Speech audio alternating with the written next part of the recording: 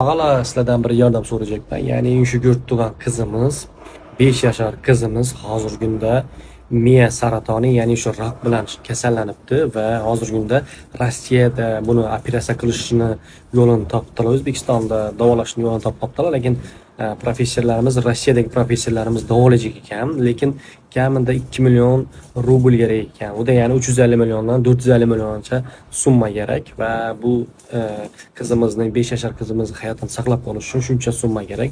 Qo'lingizdan kelincha yordam bering og'alar.